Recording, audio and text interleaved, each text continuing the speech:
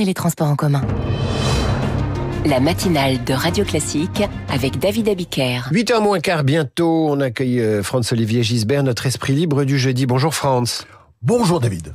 Franz, le président de la République semble se démener pour sauver son Premier ministre, tout en se démenant pour ouvrir une majorité possible à gauche qui lui enverrait un Premier ministre un peu moins à droite que François Bayrou. Bref, on a le sentiment que tout le monde fait semblant, y compris les socialistes qui prétendent vouloir gouverner. C'est le royaume des masques. Je crois que vous l'avez très bien dit. En fait, c'est le bal des faux derches. Macron est ravi que ça soit fini de Bayrou qui pouvait pas supporter. Il fait semblant de vouloir un Premier ministre de gauche, alors que il ne souhaite évidemment que le cornu. C'est sans doute pour ça qu'il a mis en avance Darmanin, d'ailleurs. À moins que ce soit l'inverse, d'ailleurs, je ne sais pas. Mais bon, bref, on va pas épiloguer longtemps là-dessus, parce que tout le monde ment et fait semblant. À commencer par le Parti Socialiste, qui croit que son heure est arrivée. Enfin, c'est le seul. Vous avez le sentiment que Macron sait déjà qu'il a très envie de placer le cornu et que tout cela n'est qu'un travail préparatoire pour accoucher de le cornu ? Ça fait longtemps qu'il le veut, depuis le temps. Vous voyez, je pense déjà au moment d'Attal, c'est-à-dire, c'était quand même il y a plus d'un an, il souhaitait le cornu. Bayrou s'est imposé alors qu'il avait décidé le cornu. Enfin, je pense qu'il va revenir dessus. Oui. Franz, est-ce qu'il y a une sorte de schizophrénie ? Parce qu'effectivement, quand on présente les choses comme ça, on a l'impression d'un théâtre et de jeu permanent.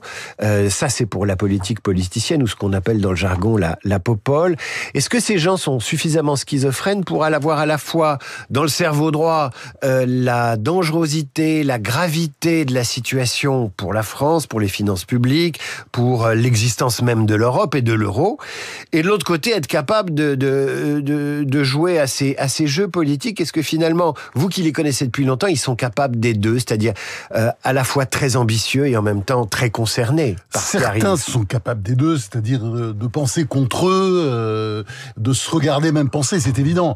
Mais enfin, vous savez très bien que la plupart sont au premier degré. Et c'est ça qui est absolument affligeant dans la classe politique aujourd'hui, avec cette espèce d'explosion d'appétit ministériel minable. Je pense notamment à Marine Tondelier. J'éclate de rire à chaque fois que je la vois. Enfin, elle rêve que de ça. Mais tout ça est grotesque. Et le vrai sujet, c'est que ces gens-là, oublié la France, ont un discours débile sur la situation française. Faut jamais oublier les chiffres fondamentaux. 57% de dépenses publiques par rapport à la richesse nationale. 57%. Nous ne sommes pas un pays libéral, menacé par l'ultralibéralisme, comme nous le disent la gauche et d'ailleurs une partie des macronistes. Mais tout ça est dément. On bat les records mondiaux en matière de dépenses publiques et également en matière de prélèvements obligatoires, 45,6% les impôts, les taxes, 45,6% par rapport à la richesse nationale.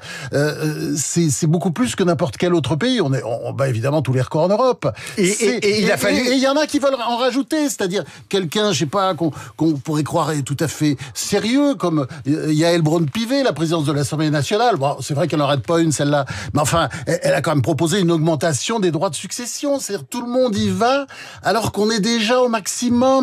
Mais c'est ça qui est dément. Enfin, on a l'impression qu'il y a quand même, voilà, pour répondre à la question, il y a quand même énormément d'abrutis dans la classe politique. Je crois qu'il faut on va appeler un chat un chat. Il y en a énormément qui ne comprennent absolument pas la situation et qui ont, en économie, en vraie économie, je ne parle pas de l'économie soviétique qu'on apprend souvent dans les petites classes au lycée.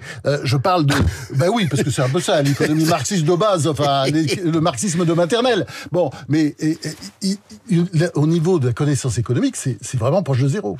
Allez, le paradoxe de tout ça, c'est que, vrai. Puisque vous voulez parler vrai, notamment de fiscalité et de taxes, le paradoxe de tout ça, c'est quand même, il y a 13 ans, c'est un socialiste qui a prononcé le mot tabou de ras-le-bol fiscal. Et aujourd'hui, il est premier président de la Cour des comptes, c'est Pierre Moscovici. Il faut au moins lui rendre cet hommage-là.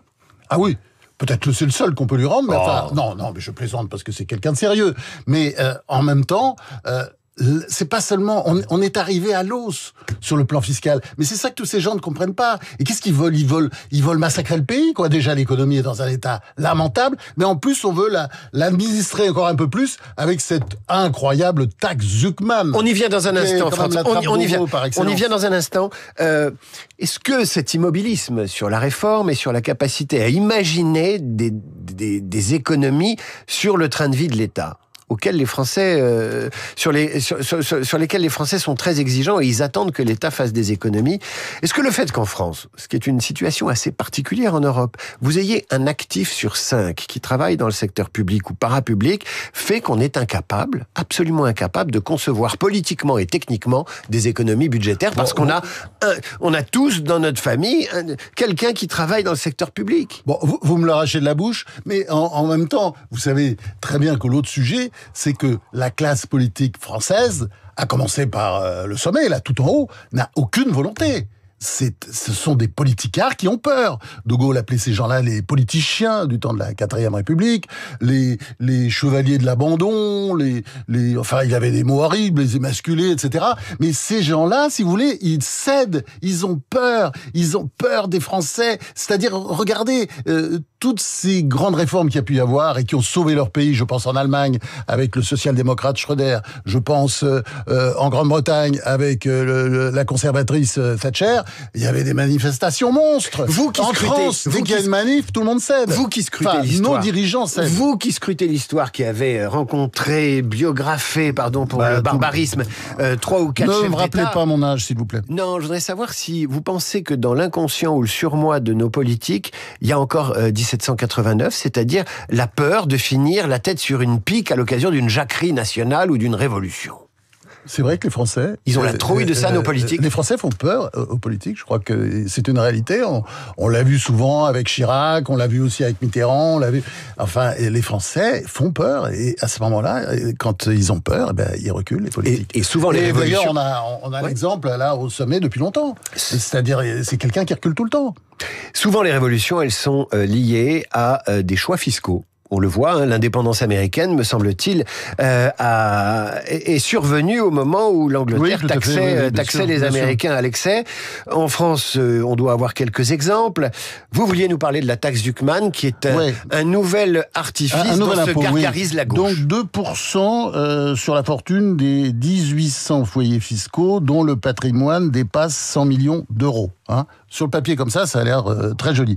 Donc il nous explique, ce monsieur, Gabriel Zuckman, soi-disant économiste, enfin c'est un bébé Piketty, si vous voyez ce que je veux dire, c'est-à-dire on tripatouille quand même beaucoup les chiffres. Il est américain, alors quand ils sont américains, c'est formidable. Non, écoutez, il est français, il est français. Il parle sans accent, et il nous explique donc que les Français payent 50% de leurs revenus en impôts et cotisations sociales, chiffre qui tomberait à 27% pour les ultra-riches. Mais c'est évidemment faux, totalement faux, parce que vous savez quoi, il a oublié, le sacré pan, que une part importante du patrimoine des ménages de ces Français n'est pas assujettie à l'impôt. Donc si vous voulez, c'est toujours l'histoire de Mark Twain. Il y a 3 sortes de mensonges, les mensonges, les sacrés mensonges, et puis les statistiques quand elles sont manipulées par Piketty, Zuckman et consorts. Voilà, c'est ça l'histoire. Et si vous voulez, le riche, par définition aujourd'hui, on sait très bien qu'il est mobile.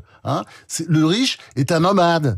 Et ce que propose la taxe Zuckman... Qui est français, pardon, je rectifie, je me donne une claque. Non, mais il est français, je vous l'ai dit. Vous ne croyez pas ce que je vous dis. Mais si, je vous crois, mais... Je travaille avant. Non, mais je vérifie surtout ce que je dis, moi. Et c'est un des disciples, il y en a d'autres, mais c'est un des disciples du célèbre Thomas Piketty, chroniqueur au Monde, et, qui nous explique à longueur de temps que les inégalités augmentent, même quand elles sont réduites. Les économistes, disons les choses, on est des libéraux, vous et moi, les économistes sont libres de leurs travaux, de leurs collaborations. Ils ont le droit d'être marxistes, bien sûr. Et ils ont le droit, évidemment, d'être marxistes ou post-marxistes. Et puis, ils peuvent tripatouiller, effectivement, les statistiques, ce qu'ils font, ce qui les empêche. Mais vous savez, tous les 10 ans ou tous les 20 ans, la gauche internationale invente une taxe. Il y a eu la taxe Tobin, la taxe Zuckman, il y en aura d'autres. Alors, moi, je répète, parce que l'histoire des riches qui sont mobiles, c'est vrai. C'est-à-dire, on voit très bien, ils vont être tentés. Qu'est-ce qu'on fait un boulevard, on leur fait un boulevard pour aller en Italie, chez Giorgia Meloni,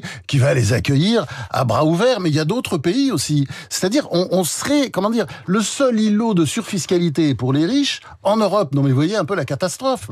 Parce que, je le répète, la chasse aux riches, elle n'est pas possible. Elle n'est pas possible parce que dans ces cas-là, ils s'en vont à moins, mais il y aura peut-être les fils pour le proposer, qu'on leur retire leur passeport et qu'on les mette dans des centres de rétention derrière des barbelés.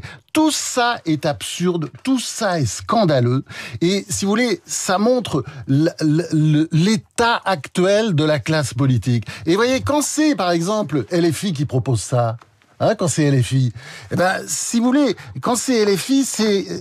Quand Mélenchon est pour la taxe Zucman, c'est normal. Vous savez pourquoi ? Parce qu'il est pour le chaos, il est pour le grand soir, il est pour l'appauvrissement du pays, parce qu'il pense qu'à ce moment-là, il pourra peut-être arriver au pouvoir. Mais quand la gauche modérée, franchement, défend la taxe Zucman, là, je ne sais pas si c'est de la bêtise ou de l'ingardise ou les deux en même temps. Franz, merci, à la semaine prochaine. Juste un point, c'est que on a beau les taxer, beaucoup de chefs d'entreprise, malgré ça, restent en France. Et c'est peut-être tout à leur honneur. La taxe Zucman, je signale, elle touche l'outil de travail, elle touche les entreprises, et c'est le début peut-être d'une économie administrée. Mais c'est pas parce qu'ils restent en France, malgré la fiscalité, qu'il faut les taxer. On n'avait pas le temps de finir, mais c'est ça qui est intéressant. Laissez-moi lancer. Elle s'attaque aux entreprises, encore une taxe sur les entreprises. Laissez-moi lancer Bernard Herrmann. On parlait tout à l'heure de Kim Novak et d'Hitchcock dans le Journal Imprévisible de Marc Bourreau. Voici la musique de Vertigo, le vertige face à l'impôt.